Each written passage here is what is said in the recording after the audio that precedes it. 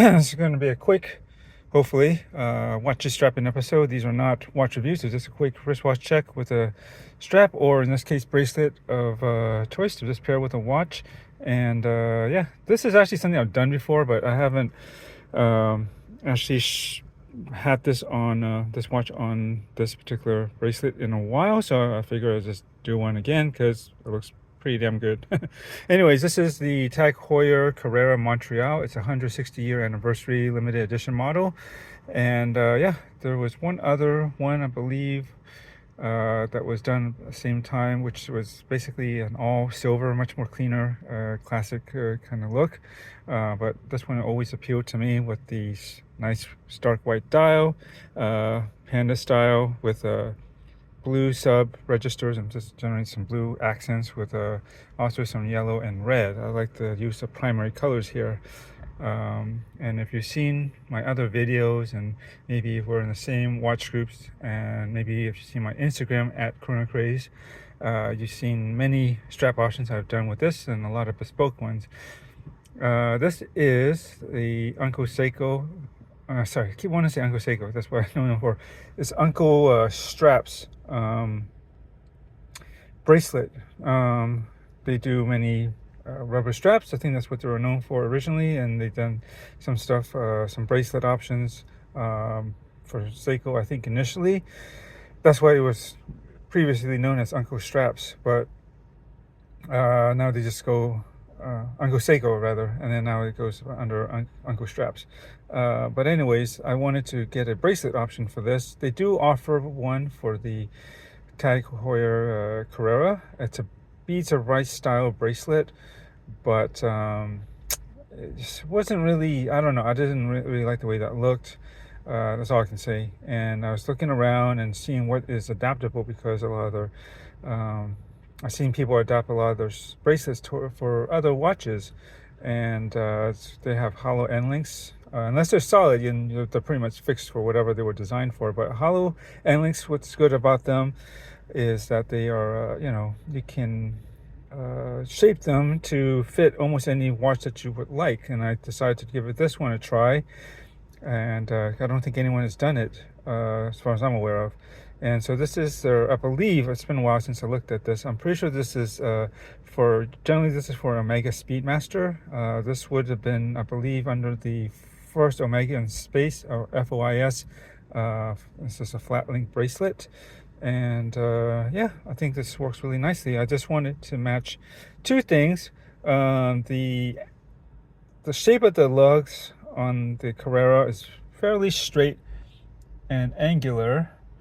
It's fairly straight and angular, and I wanted to kind of mimic that with a bracelet that wasn't too curvy, right? And I think the flat link bracelet follows that kind of general design aesthetic pretty nicely. Secondly, the finish. This bracelet comes in, I believe, all brushed, and as you see here, brushed center links with polished sides. And I didn't, this watch is already all high polished. I wish it did have some brush elements, at least like on the sides of the case, or conversely on the top of the lugs, and you can keep the sides high polished, something like that. But it is what it is. But still, I don't mind. But having an all brushed bracelet would have been kind of weird. It just would have looked like it didn't completely match, from an all polished case to basically an all brushed bracelet, right? It would just seem like, that just looks like something that's off of for something else. So I went with this version that has polished sides. So I think that blends in nicely, right? The high polished links on the edges, sides goes with the high polished case, but then everything's softened down with toned down with the brushing that runs down here, and of course the clasp here, and so you get a little bit of everything here. And I think that works, because I don't think I could handle it if it was, say, an all polish bracelet. That's just too blingy and shiny, and the scratches would show up even worse. And I did upgrade the the clasp to this twin triggered or dual button, whatever you can call this, deployant clasp. And I believe, is this folded? Maybe it's folded. It could be, or is it milled. I don't know. It's still pretty solid glass. It's clean. I like the size of it. It's not too long, and it's not really thick either, which is good. There's no on the fly micro adjust. Yeah, well, it's fine. I don't really need that. It's nice to have. I'd gladly take it if they have it. You know, that was an option. But sometimes it's not necessary, or most of the time it isn't. I usually can find a good fit that fits my wrist, no matter what size it may shrink or swell down to. That's for me. Your mileage may vary, but yeah, I think it works fine. It's yeah, as long as it keeps the class.